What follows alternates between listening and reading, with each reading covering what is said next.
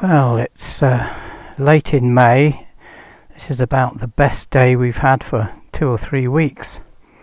It's actually feeling quite warm. Well, the last video I did, we were looking at a Ford Fiesta, which wasn't mine, but I thought it was an interesting thing to look at, and it was there for my records. Similarly, we're looking at my bike trailer, which has a bit of a tale to tell. It's a 3-bike trailer, and I filled in the open points so I could use it as a flatbed, but most of the time it has a big plastic container bolted to it, and I've moved several tons of soil with it in sort of 3rd ton loads for quite a distance, bringing the soil up to build the banks here. And I pulled it out a week or so back to go and collect a motorcycle for a friend. I live closer, and of course I've got this trailer, so it made sense for me to go and get the bike, which I did, and which we will be having a look at. And when everyone's had their jabs, both jabs, and give it 12 days after that for maximum effect, I'll be delivering it. The chap I went to fetch the bike, he'd had both his jabs, as had I, but my chum has yet to have his, so we're going to wait for the COVID situation to calm down a little bit. But when I got back, I thought I would just check the wheels on this trailer, because it's been really quite heavily used, and it's got in-suspension units. Most of them have. I'm not sure what we can see, but there are the in-suspension units on one side, and I span the wheel, and it was a bit clunky, so I took the hub off, which is here. Pretty crude. Anyway, there it is. And lo and behold, what have we got for bearings in effectively what is a 3-bike trailer, which is, you know, getting on for half a ton. And that's all we've got. 6204s, sealed 6204s. Not even sure if they're a decent make. Anyway, I did the usual trick, and there's no play, but this one in particular is really clunky. Now they're 2 ball races, which of course means that you don't have to take up any thrust. But can you imagine half a ton on 4 6204 bearings? That doesn't really say much for in-suspension units in my book. It's pretty crude.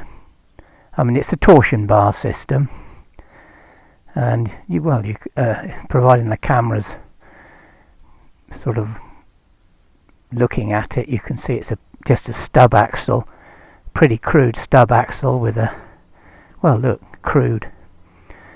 And that's supposed to be good for half a ton. Well, I've had this trailer for years, and I think it deserves new bearings, so I've ordered up 4 decent bearings, SKF. There's nothing on these to show what they are, except that I shall be replacing them. So there we are. So I need to get this done, obviously before I deliver the bike. And I've also been doing a little bit of work on it for him, nothing major, just a bit of lighting. I quite enjoy pottering with old bikes and things, as you might know if you follow the channel. So there we are, a job in progress. 4 new bearings. So we're going to have a look. Oh, it's quite interesting. I put this pulley system on so that you can just put the ramps down. These are the ramps, 2 ramps, one for the bike and the other for you to walk up, and you get someone to connect up the winch and just wheel it on. Makes life very, very straightforward. And also modified it so it could be a breakback trailer, and with this jack. It's an old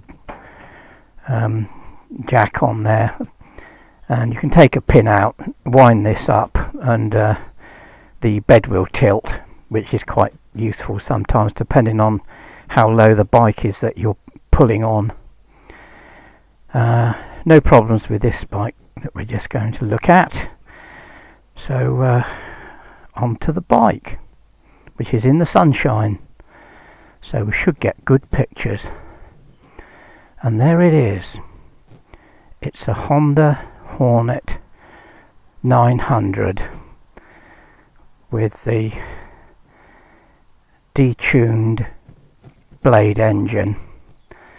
I don't think it's very far short of the blade power output. I know that they reduced the compression ratio, and I don't think it has the same cams, so they knocked the power down to 110.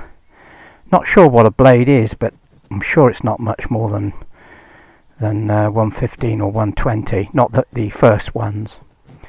But the phenomenal thing about this bike is the condition.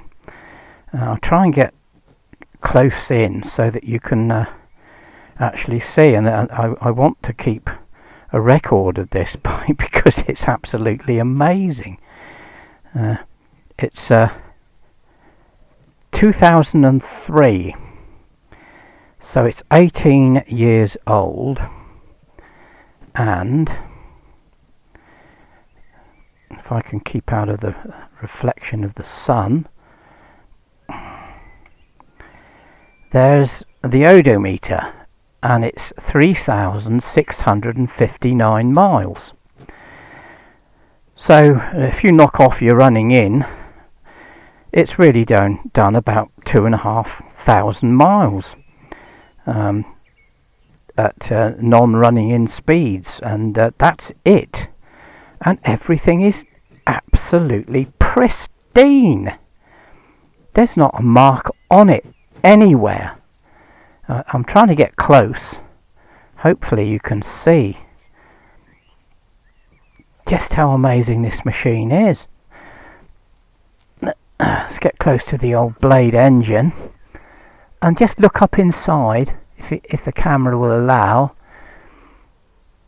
And there's not a mark on any of it. It is absolutely, totally pristine.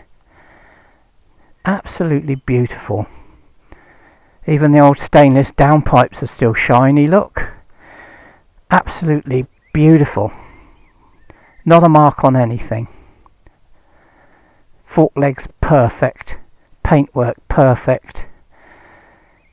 It's got these on, that's an addition. He obviously wanted to spend some money, one of the previous owner. Braided hoses.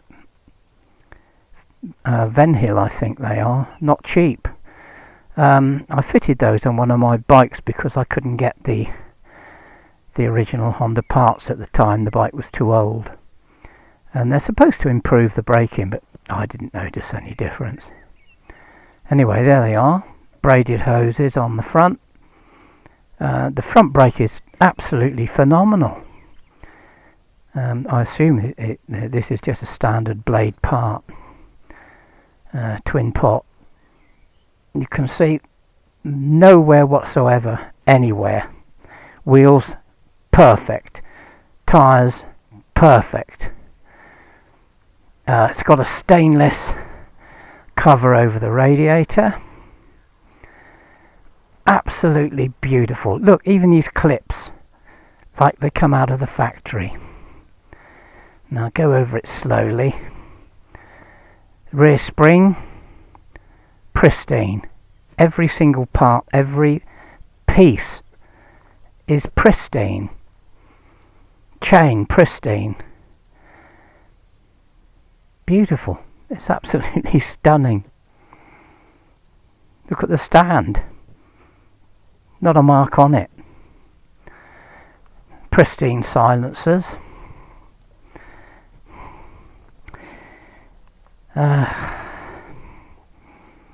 Yeah. Yeah, he's got a good buy there. Hopefully when he gets it, he'll enjoy it. I've done a few very minor jobs for him on it, because as I say, I quite like mucking around with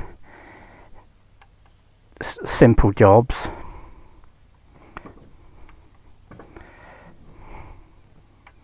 So I'll put the ignition on, and I put the lights on. Not sure if you can see the pilot light. And what I've done is I've wired into the pilot light a couple of spots on the front, because my chum does use motorways, and I don't have any motorway bikes that don't have extra lighting. So they are wired into the pilot light. Because of course it's fused, so you haven't got to faff about with fuses, and I think you'll find that that'll be very noticeable when the headlamp's full on. So that was one small little job that I did, and similarly at the back I put an LED strip on. You can't really see it in the sunlight, but it really is bright. So a little bit of extra lighting at the back, particularly for motorway use. Obviously that comes on with the brake lights, if the camera will pick it up. There you go. So if I turn the lights off and put the indicators on, I can hear it's got an audible warning, and had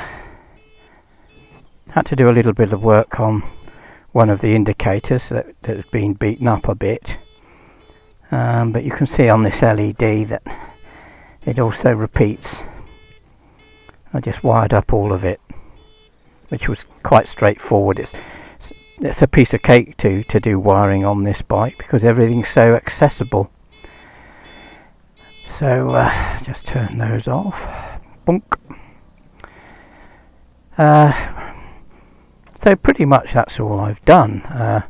Just put some switch spots on the front and an extra LED on the back, and I've put this Rentec on for him, which